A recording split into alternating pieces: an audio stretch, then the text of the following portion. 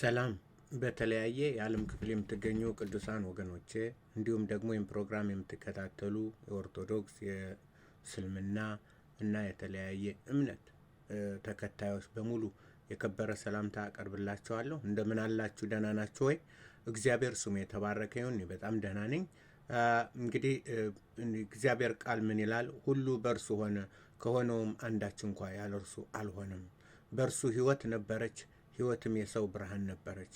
ብርሃን በጨለማ ይበራል፣ ጨለማም አላሸነፈውም እያለ ስለ ጌታችንና ስለ መድኃኒታችን ኢየሱስ ክርስቶስ ዓለም ሳይፈጠር የነበረ ሁሉም በእርሱ የሆነ ሁሉ በሁሉ የሆነ ስለ ጌታችን ኢየሱስ ክርስቶስ ነው።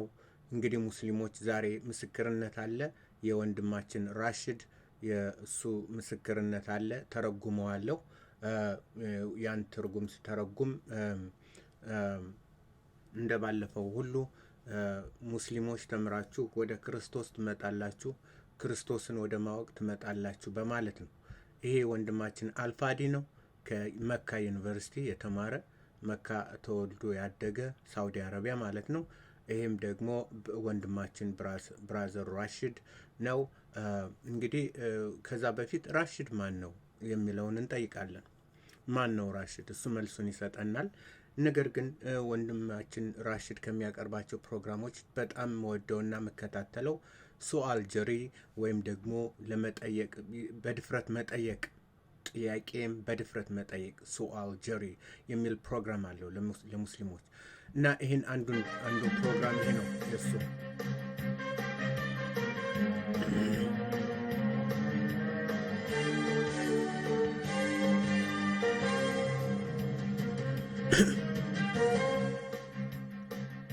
حلقة أخرى من برنامجكم سؤال جريء.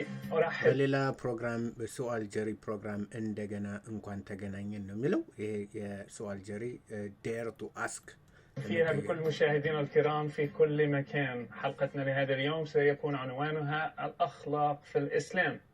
يقول القرآن مخاطبا المسلمين: كنتم خير أمة أخرجت للناس تأمرون بالمعروف وتنهون عن المنكر. ويقول الحديث عن محمد: كان رسول الله أحسن الناس خلقا. ألم يعد الحياة እንግዲህ كل حد عندما نتجاوز እቺ በጣም የምወዳት ናት። ዶክተር ዋፋ ሱልጣን ትባላለች። በመካከለኛው ምስራቅ ነምበር 1 ከሴቶች በጣም ኃይለኛ ተብላ የምትጠራች ናት። በተለያየ ፕሮግራም በቢቢሲ በተለይም ደግሞ አልጀዚራ በአረቡ ፕሮግራም እየቀረበች በከፍተኛ ደረጃ እንትን ብላ ነበረች እና እቺ ናት። نتكلم احنا عن الأخلاق. ዋፋ ايه ሱልጣን تعريف الأخلاق؟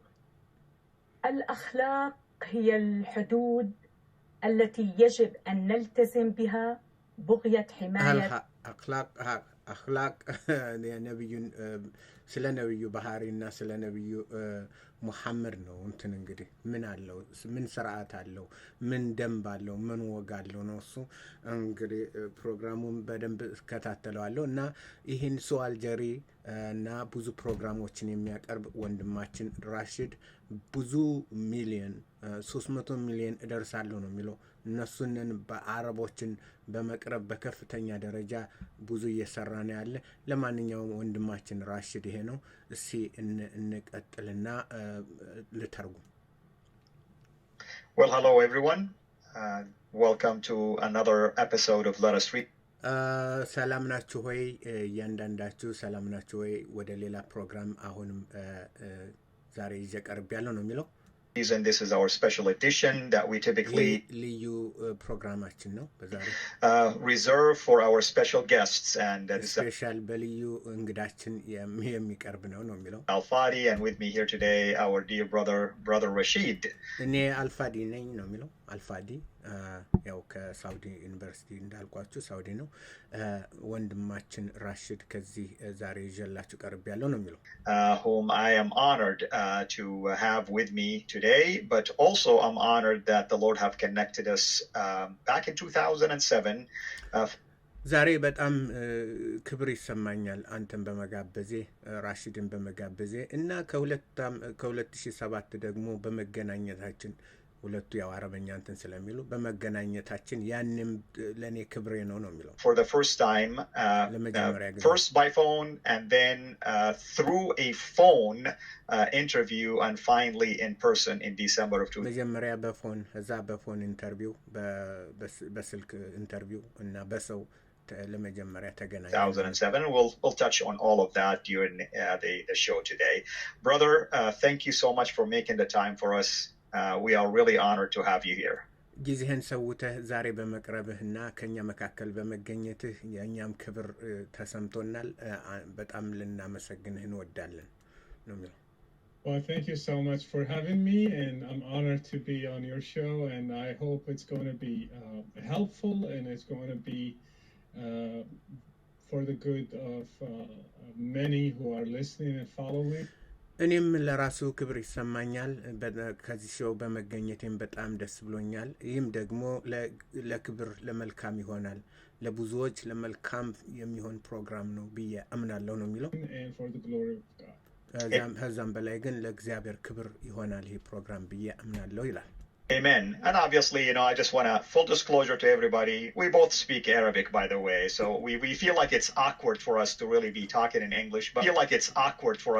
be talking in English. But we're doing it because እኛ ከእንግሊዘኛ ይልቅ አረበኛ ነው የምንናገረው እና በእንግሊዘኛ ስናወራ እንደ አረበኛው አይመቸንም ለማንኛውም ግን ለእናንተ እንትን ስንል ያው በእንግሊዘኛ እንትኑ እናቀርበዋለን ነው የሚለው ምክንያቱም ሁለቱም የአረብ እንትን ያላቸው ይሄኛው ከሳውዲ ነው ያንኛው ከሞሮኮ ነው ማለት አልፋዲ ከሳውዲ ብራዘር ራሺድ ከሞሮኮ ነው We love you. Many of you, by the way, do not speak Arabic. I wish you do, but my brother here have an amazing ministry in Arabic, and I'll let him, of course, elaborate further on that. እንግዲህ በእንግሊዘኛ ያቀረብነው ብዙዎች ሙስሊሞች እንትናችሁም አረበኛችሁም ለዚህ ነው በእንግሊዘኛ ለእናንተ እንድናቀርብላችሁ የተገደድ ነው ከሁሉም በላይ ደግሞ ወንድማችን በአረበኛ በጣም አስገራሚ የሆነ አገልግሎት አለው ስለሱ እሱ ይናገራል ይለናል And we do this, of course, for the benefit of our Muslims also that, sadly, not all of them speak Arabic as well. ይህንም የምናቀርበው ለሙስሊሞች ጥቅም ነው ምክንያቱም እንዲያውቁ እንዲገነዘቡ ነው አሳዛኝነቱ ግን ሁሉም ሙስሊሞች ደግሞ አብዛኛዎቹ ሙስሊሞች አረበኛ ምን እንደሆነ አውቁትም ነው That says, brother, obviously I don't want to assume that every single person today knows everything about you, although I am thankful that many of you know of you. So I figured today may be a day where they get to hear from you. Let's start with, if you don't mind, we both are former Muslims. We both come from a Muslim background. Why don't you start with your journey? How did you come to where you are today in Christ? እንግዲህ ሁላችንም ያው አረበኛ ነው ሁለታችንም ከሙስሊም ነው የመጣን ከእስልምና ነው የመጣን ሙስሊሞች ነበርን እንግዲህ ከብዙ ሰው ሁሉ ብዙም በአለም ሁሉም ቢያውቅም በዚህ መካከል የማያውቁ ሰዎች ይኖራሉና አሁን ከዚህ ደረጃ እንደደረስክ ወደ ኢየሱስ ክርስቶስ እንዴት እንደመጣ ማብራሪያ ብትሰጥ ራስህንስ ማንነትን ብትገልጽ ነው የሚለው As a follower of our Lord. Well, for those who do not know me, my name is Rashid. People call me ለማታውቁኝ ሁሉ ስሜ ራሺድ ይባላል on the internet, on social media, brother Rashid. እንግዲህ በተለያየ ሶሻል ሚዲያ በኢንተርኔት ሰዎች ብራዘር ራሺድ ወይም ወንድም ራሺድ እያሉ ይጠሩኛል ያው ብራዘር ራሺድ ነው የምለው ሁሉ ጊዜ And I like that title, brother, because we are all brothers and sisters, and we just want to explore and see and seek the truth.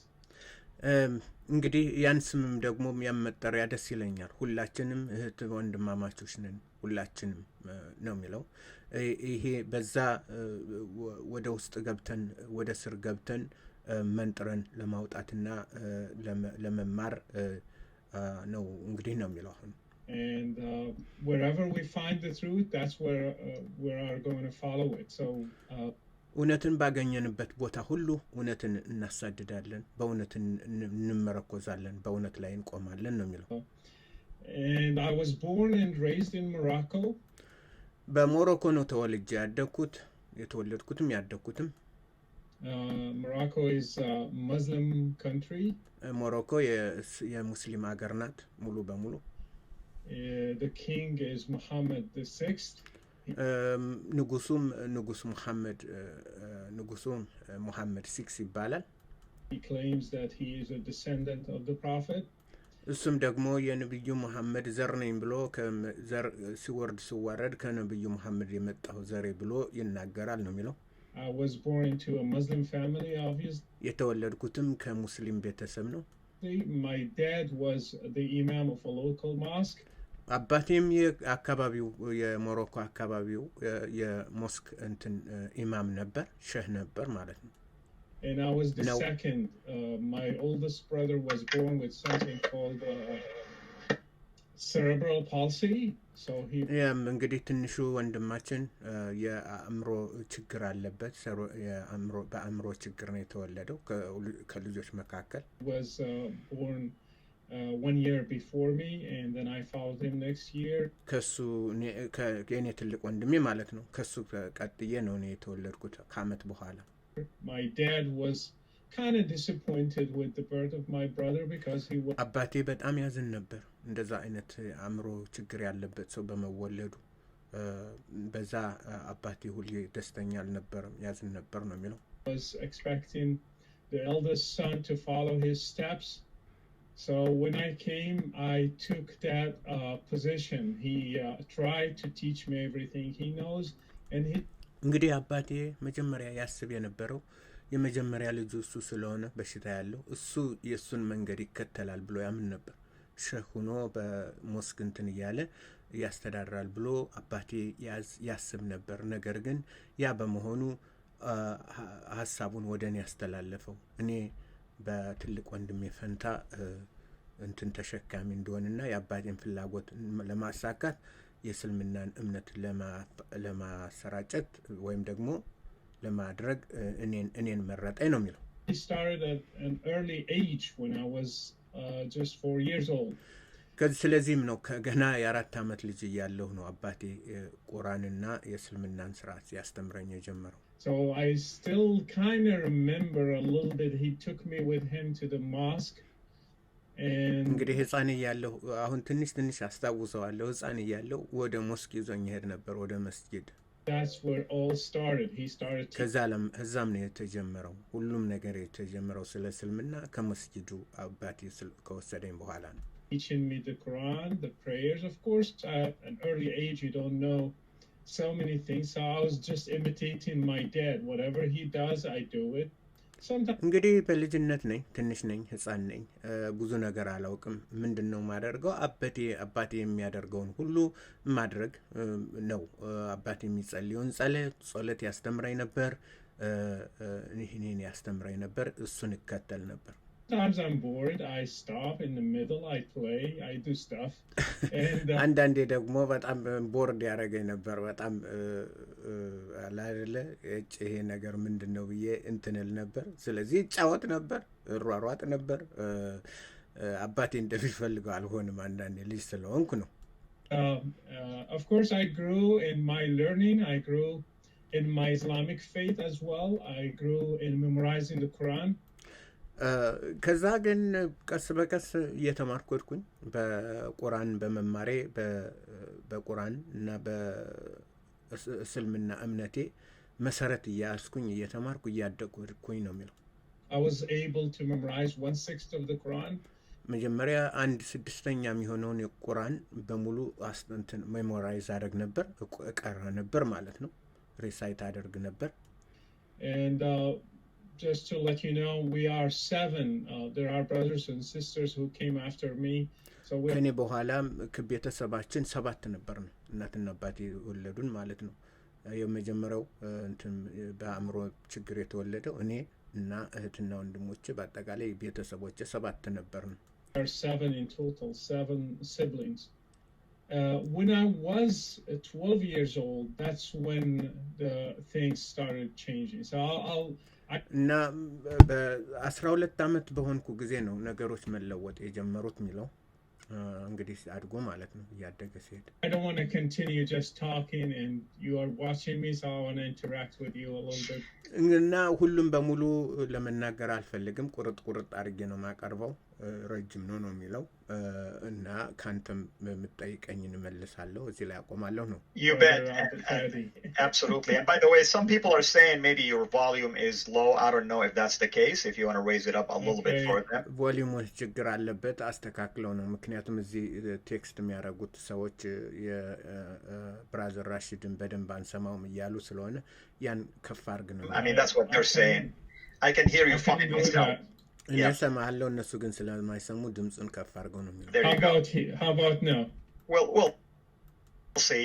Unfortunately, when we're doing things like this virtually, it's hard to really manage all of these things that ያው እንግዲህ ምንድነው አልፋድ የሚለው እንደዚህ አይነት ፕሮግራም ስናገኝ አንዳንዴ የቮሊዩም ችግር የዚህ እንትኑ ቅንብር ችግር ያጋጥመናል እንዲህ አይነት ችግር ኮመን ነው that studios are usually equipped with. So brother, with that says, let me ask a little bit about your father. What was your father? I mean, like in my case, my father, for instance, wasn't really a religious person. Was your father a devout, a religious Muslim, or was he just your nominal person per se? እንግዲህ አሁን የሚጠይቀው አልፋዲ ምንድነው ስለራሱ የኔ አባት ይሄን ያህል በሃይማኖት እንትን የሚል አይደለም በሃይማኖት ይሄን ያህል ከፍተኛ ቦታ የሚሰጠው አልነበረም ያንተስ እንዴት ነበር አባት ዲቫውት ነበር ወይ የሃይማኖት ቀናተኛ ነበር ወይ ለሃይማኖቱ የቀናና የቆመ ነበር ወይ እንዴት ነው የሚለው My dad was the imam of the mosque. That's equivalent to a pastor. አባቴ ኢማም ነው የነበረው በሌላ አጠራር በአሁን ባለንበት ፓስተር ማለት ነው የአንድ ቸርች ፓስተር የኔ አባት ደግሞ ኢማም ነው የነበረው ስለዚህ እኩል ብናደርገው ነው Correct. And so my family was devout Muslim family. They tried ቤተሰቦቼ በጣም አክራሪ የሆኑ ለሃይማኖት የቆሙ ሃይማኖተኞች ናቸው በጣም አክራሪዎች ነበሩ to teach me everything they know about Islam. My dad specifically, he was trying to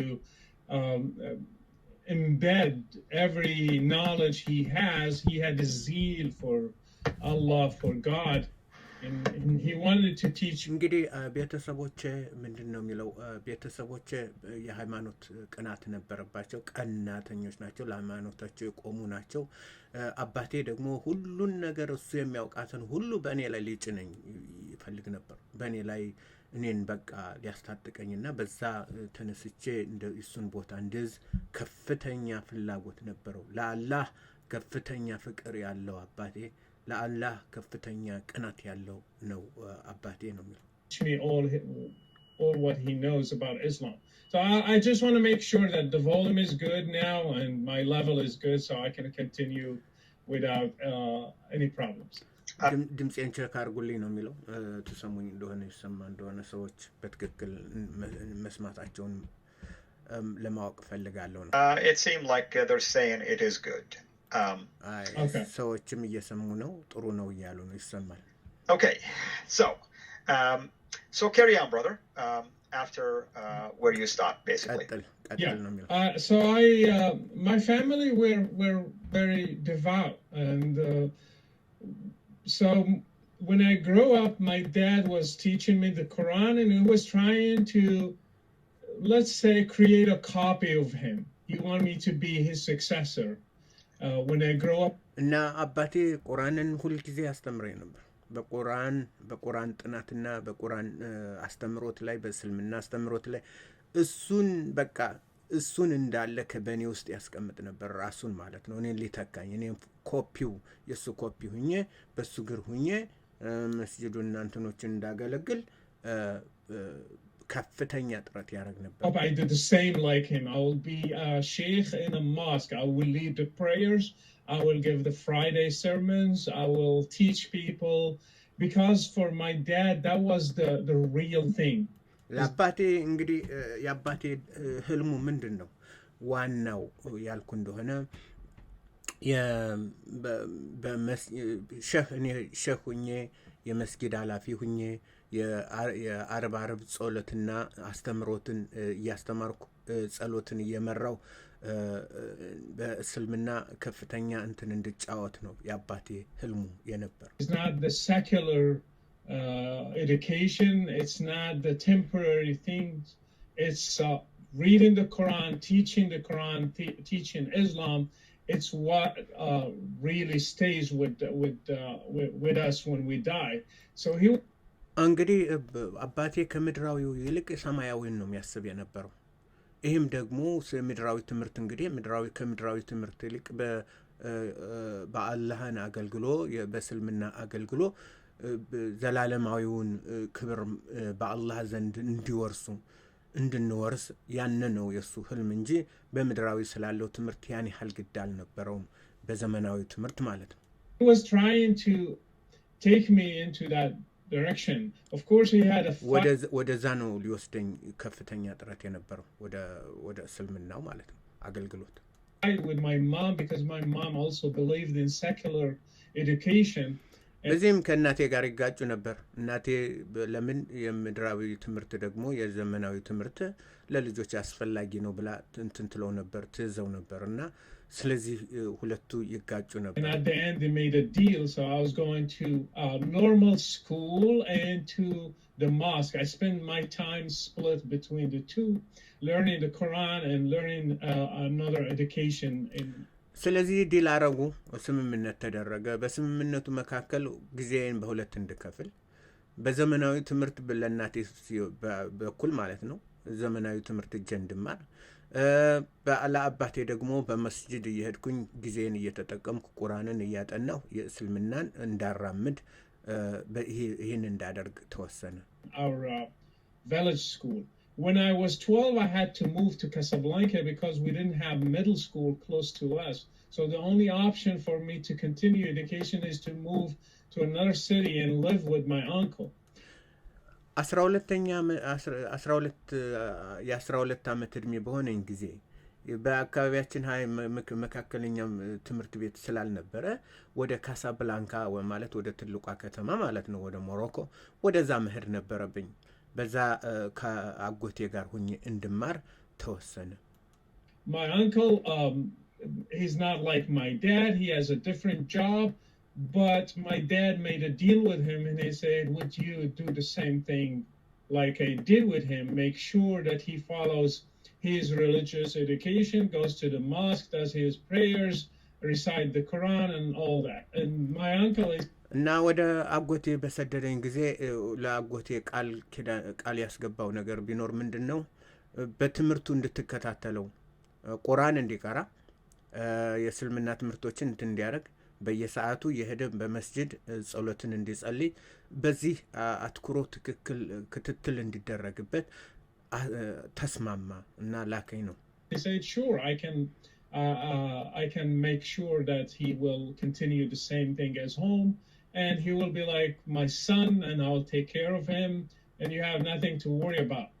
So አጎቴም እንደኔ ልጅ አርጌ አይዘዋለሁ በቁርአን እንዲቀራ እንትን እንዲሄድ መስጂድ ሄዶ እንዲጸልይ እንዲከታተሉ መስጂዱን ስርዓት ሁሉ እንዲከታተሉ እኔ አደርጋለሁ፣ እኔ እከታተለዋለሁ፣ አትስባለው ነው የሚለው። So when I moved to Casablanca, I had more free time, not like in my village where I didn't have basically any free time because my dad was overwhelming me with his teachings. So እንግዲህ ካሳብላንካ ሰህድ ያገኘሁት ነጻነት ምንድነው? ትንሽ ጊዜ ነበረኝ፣ ትርፍ ጊዜ። ምክንያቱም እዛ ያለሁኝ ከአባቴ ጋር አባቴ ደቂቃም አይሰጠኝም፣ ሁሉን ነገር ሊጭነኝ ሁል ጊዜ በማስተማር ነው። ከዛ ግን ሰህድ አጎትየው እንደዛ አልሆነም ማለት ነው። ስለዚህ ትንሽ ጊዜ አገኘሁ ነው የሚለው። So when I was there, I had some time, especially during the night, and I remember one of those nights, it was Ramadan. You know, when we are younger, we are not forced to fast Ramadan like now. Many Muslims are fasting right now, but their kids, they start teaching their kids at an early age. Right. Like, for example, they encourage them to fast 1 day, half a day, 2 days. እና ምንድን ነው የሚለው በዛ ጊዜ ረመዳን ጾም ነበረ። በረመዳን ጾም ጊዜ በዛን ጊዜ እንዳሁኑ እንትን አልነበረም እና ልጆች እንድንጾም አንገደድም ነበር። ትናንሽ ህፃኖች ልጆች ስለነበሩ 12 ዓመት ማለት ነው። አሁን ግን ማጾም ጀመረ። ግማሽ ቀን ልጆች ግማሽ ቀን እንዲጾሙ ሙሉ ቀን እንዲጾሙ እንደዚህ ይደረጋል አሁን ነው የሚለው። It depends on your strength and how much you can endure. It depends on if it's summer or winter. Depends on so many things. እና ይሄን ሁሉ የሚያደርጉት ደግሞ ወቅቱን አይተው ነው። ሞቃት ነው፣ ቀዝቃዛ ነው፣ ሳመር ነው፣ በጋ ነው፣ ክረምት ነው፣ ያንን ብለው ነው ለልጆቻቸው እንደሚሉ። I was 12 and I had some strength and I wanted to show that I'm a man, I can handle it and I can fast. But in order to do that, usually you start fasting the whole month at age of 14, 15 when you reach puberty. So, but at 12, I had the option not to do it or do it. And of course, I didn't want people to make fun of me as well, because if you are not fasting, it means you are weak and you cannot handle even fasting, and you will look like people will bully you even at school. So I had to fast in order. እንግዲህ 12 ዓመት በሆነኝ ጊዜ እንግዲህ በኖርማሊ በዛን ጊዜ በ15 እና በ14 15 ዓመት ሲሆን እንትን አቅመ አዳም ሲደርስ አቅመ ሔዋን ሲደርሱ ነው የሚጾመው። እኔ ግን ያንም ወንድነቴን አሳያለሁ። በ12 ዓመት የጾማለሁ ብዬ እንትን አልኩ። ሌሎችም ደግሞ ጓደኞቼ በትምህርት ቤት በምናምን እንዳይስቁብኝ እናንተ እንዳይሉብኝ ያው እውነተኛ ሙስሊምና ወንድ መሆኔን ለማሳየት ለመጾም ወሰንኩ ነው የሚለው። To do that, I had to stay late so I can eat late so I can handle the whole day. And by staying late, I have to keep myself busy. And TV. እና በዛ በጾሜ እንትን ስል ማታ አምሽቼ ነው የምተኛው። ጊዜም አለኝ።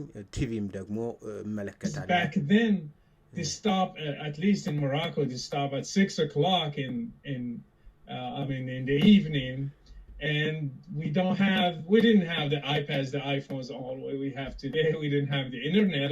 ያው በዛን ጊዜ ያው በ6 ሰዓት አካባቢ እንትኑ ይዘጋል ስቴሽኑ፣ የቲቪ ስቴሽኑ። እንዳሁኑ ኢንተርኔት፣ አይፓድ፣ አይፎን ይሄ አልነበረንም ነው የሚለው። Obviously, and the only thing I had is a little radio. So I was tuning that ትንሽ ሬዲዮ ነበረችኝ ከኔ ጋር። Radio, trying to listen to something, and then my ears caught something on TWR. They were broadcasting to Morocco in Arabic, nighttime. So when I caught that message, I stopped because I heard something about Jesus, and I heard something that contradicts my faith. And I continued listening.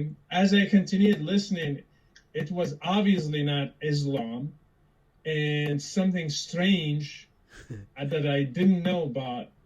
እና በዛን አንዲት ትንሽ ሬዲዮ ነበረች። ማታ ቲቪው ምኑ ከተዘጋ በኋላ እሷን ከፍቼ ስል የክርስቲያን እንትን ሬዲዮ ስለ ኢየሱስ ያወራል እና ለእኔ እንግዳዬ ነው። ምንድን ነው ይሄ ብዬ አደምጥ ነበር ነው የሚለው። It was a Christian message, but I didn't know it's a Christian message. እንግዲህ መልእክቱ የክርስትና መልእክት ነው። እኔ ግን አላውቀው ምንድነው ይሄ ክርስትና መልእክት ምንድነው የሚለው ይሄ ሬዲዮ ነው። I just knew it's contradicting my faith. አንድ ነገር ነው ማውቀው ነበር። ያም ደግሞ የኔን እምነት የሚቃረን ነው የሚያቀርቡት ትምህርታቸው። And I kept listening. At the end, they gave an address. I had to write the address on my hand and send them a letter. And that led me to correspondence courses between me and the people in TW. እና ምንድነው የሚለው ፕሮግራሙ ሲያበቃ በጣም እንትን አልኳል። በጣም አቴንሽን አረኩኝ እና እዛ መጨረሻው ላይ አድሬሳችን ይሄ ነው ሲሉ እጄ ላይ ጻፍኩት አድሬሱን እና ከዛ ጻፍኩላቸው። እናንተ ትክክል አይደላችሁም የመናፍቃን እንትን ናችሁ በማለት ነው እንግዲህ ጻፍኩላቸው። ከዛ መጻጻፍ ጀመርን ነው። How long did this take? Like, was it weeks, months, years, this correspondence course? እና የምትላላከው ለምን ያህል ጊዜ ነበር? ለሳምንታት፣ ለወር፣ ለአመታት እንዴት ነበር? ምን ያህል ጊዜ ነበር ነው የሚለው። It took years. It took at least 4 years. 4 አመት ነው የተቀያየር ነው። እንትን እኔ ጽፍላቸው እነሱም ሲመልሱ ኮረስፖንደንት እናደርግ ነበር። Wow. As I remember, yes. 4 አመት. And I mean, those days are different than today. Of course, today you can connect with somebody, Zoom with them, Skype with them, talk to them. So how did you, for instance, at the beginning feel even safe that you are connected with people that maybe are not pretending to be on your side or helping you? እንዴት ኮኔክት አደረግ ከነሱ ጋር? አታውቃቸውም፣ ካንተ ጋር ኮኔክሽን የላቸውም። እንዴት ነው? Well, I didn't have to worry about that because my intention was not to leave Islam or become something else. Got it. My intention was to defend my faith and show them that they are wrong. እና ዋናው በኮረስፖንደንስ በምንላላክበት ጊዜ እኔ እንትን የነበር አላማዬ ነበር ስህተት የሚያስተምሩት ስህተት መሆኑ ትክክለኛ አለመሆናቸው የሃይማኖታቸው ትክክለኛ ሃይማኖት አለመሆኑን ያን ገልጬ ተንትኜ ነው። ስለዚህ እኔ የራሴን እምነት ለጠበቃ ለእምነቴ ጠበቃ ሆኜ ነው defend እያረኩ ነው ምልክት። Even if somebody will find my letters or discover the content, I have nothing to worry about because I really defended, put the verses from the Quran, put my understanding of who Jesus was as a prophet, and he is the messenger of God, and he brought the gospel, but he was not crucified, and he's not the son of God. እንግዲህ ምንም እነሱ እንኳን ደብዳቤውን ቤተሰቦች ማንም ቢያገኙ ምንም አያስፈራኝም ነበር። ለምን እኔ ሃይማኖቴን ዲፌንድ እያረኩ እነዚህን ሰዎች ለማሳመን ነው ጥረት ማድረግ የነበረው። እነዚህን ክርስቲያኖች እኔ ኢየሱስ የእግዚአብሔር ልጅ ነው ይላሉ፣ ኢየሱስ አምላክ ነው ይላሉ። ይሄንን ሁሉ ከቁርአን እየወጣሁ እየለቃቀምኩ አሳያቸው ነበር ስህተት መሆናቸውን እና እኔ በሃይማኖቴ ላይ ጸንቼ በመቆም እነሱን ለማሳመን ነው ጥረት ማድረግ የነበረው። And he never claimed that he was God. So I used እኔ እግዚአብሔር ነኝ ብሎ አያውቅም። የትላይ ነው ኢየሱስ እኔ ጌታ ነኝ ብሎ የሚያውቀው? all those things and I sent them to them. ይሄን ነው ምልክላቸው። So obviously you've seen maybe responses back from them. I'm assuming maybe a refutation, maybe in a nice way refuting your arguments. Did that start to make a difference in your thinking, or did you ignore it altogether? እንግዲህ እነሱ ደግሞ በጥሩ ሁኔታ ወይም ደግሞ በናይስ ዋይ እንትን መልስ ሲሰጡ ላንተው ይሄ ኢየሱስ አልተሰቀለም እንትን የሚለውን ሁሉ በመጽሐፍ ቅዱስ እንትን እያረጉ መሰረት አድርገው ይልኳል። በዛ ምን አስተሳሰብ ለውጥ አደረከ ወይ እንዴት ነው? Well, they were so politically correct. They never touched anything Islamic, to be honest. እነሱ ፖለቲካ ኮሬክት ነበሩ። ለፖለቲካ እንትን ያሉ ለምንድነው እስላም እውነተኛ ሃይማኖት ነው አይሉም፣ ምን አይሉም፣ ብቻ ኢየሱስ መድኃኒት ነው። They never tried to talk about Muhammad and the Quran. I usually say, well, are you saying that the Quran is wrong? ስለ ቁርአን እንትን አይሉም ነበር። ስለ ቁርአን ወይም ስለምንም ስለ መሐመድ አይናገሩም። ብቻ ኢየሱስን ብቻ ነው የሚናገሩ። ኢየሱስ እንትን ነው። ታዲያ እንደዚህ ካላችሁ ቁርአን ተሳስቷል ልትሉ ነው? Are you saying that Muhammad is not a prophet? መሐመድ ነብይ አይደለም ልትሉ ፈልጋችሁ ነው? ታዲያ ማን ነው? ምን ለማለት ፈልጋችሁ ነው? They just like kind of try to avoid answering that, and they say all what we know is Jesus is the right path to God. All what እነሱም ምንም አይሉም፣ ምክንያቱም በእስላም ሀገር ነው ያሉ። እንዲያ ቢሉ ይገደላሉ። ስለዚህ እኛ የምናውቀው አንድ ነው፣ ኢየሱስ ትክክለኛው መንገድ ነው፣ ወደ እግዚአብሔር መንግስት ትክክለኛው ፓስ ወይም መንገድ ነው ብለው ይመልሳሉ። ሌላ ኔጌቲቭ ነገር አይልኩም። I mean, it's something like that in those lines. And it frustrated me a lot, but here's what changed my mind. በጣም ይህም ደግሞ መልሳቸው እንትን አላለኝ፣ አላረካኝም፣ ግን ፍራስትሬት አረገኝ፣ አስፈራራኝ። ምንም እንትን አልሰጠኝም። መልስ ወይ እስላም ትክክል አይደለም አላሉም ወይ ምናምን አላሉም። ስለዚህ ትንሽ እንትን ፈጠረብኝ ነው የሚለው፣ ትንሽ ችግር ፈጠረብኝ። It's not really their answers. It's finding out that I'm ignorant about the Christian faith. እና አንድ እንትን ያልኩትኝ ሳጠና በአንድ ነገር የተረዳሁት በክርስትና ሃይማኖት ላይ ኢግኖራንት ነኝ፣ ምንም የማላውቅኝ እንደሆንኩ ነው የተረዳሁትኝ። ስንጻጻፍ እና እንትን ስንል በክርስትና ሃይማኖት ምንም እውቀት የለኝም። ልክ ብዙ ኢትዮጵያውያን ሙስሊሞችም ያው ነው፣ አብሮቹ መኖር ያው ኦርቶዶክስ ከምናምን ጋር ነው። ይህንም አታውቁም፣ ይሄ ነው። So when I discovered that I don't know much about their faith, I got frustrated. ስለ እነሱ ሃይማኖት ስለሚጽፉት ስለ ክርስትና ሃይማኖት ብዙ እውቀት ስላልነበረኝ ፍራስትሬት ያደረገኝ፣ ያስፈራራኝ ነበር እና ወደ ኋላ ይጎትተኝ ነበር። Because I felt the same way, of course, and many people እኔንም እንደዛው ይሰማኝ ነበር ነው የሚለው ማን ነው አልፋዲ። like us feel the same way, but please go ahead. I'm sorry. Yeah, so I wanted to learn before making any arguments. I said all what I'm using is my view, but I never studied theirs. So it's like two people talking different languages and nobody will understand the other. ስለዚህ አሁን ሆኖ ያገኘሁት ሁለት ሰዎች ሁለት ቋንቋ አላቸው፣ ይነጋገራሉ፣ አንዱ ሌላውን አይገባው። የእነሱን ሃይማኖት አላውቅም፣ እነሱም የኔን አያውቁትም። ስለዚህ በጣም እንትናልን ግራ የሚያጋባ ሆነ ነው ግንኙነታችን። Yeah. Go ahead. Yeah, I was going to say, I wanted to ask this, but like in my case at the beginning, I thought maybe these people didn't know Christianity because my understanding of Christianity is totally different than what I'm hearing. Did you get that impression also? Did you feel this way? ሜቢ እነዚህ ሰዎች ክርስቲያኒቲን እንደ ቁርአን ማለት ነው አውቁትም በትክክል። እኔም እንደዛ ነው ማስብ የነበር። ያንተስ እንደዛ ነው የምታስብ የነበር ነው? Well, I didn't know what to make of their answers because, we have conspiracy theories in our blood when we grow up. እና በደማችን ውስጥ ኮንስፓይሬሲ ቲዎሪ ሁልጊዜ ከኛ ጋር አለ። ምንድን ነው እንዲህ ነው እንደዚህ ለዚህ ተነስተው ነው ለዛ እያልነ ብዙ የተለያዩ ምክንያት ቴዎሬቲካል ምክንያቶችን እናቀርብ ነበር።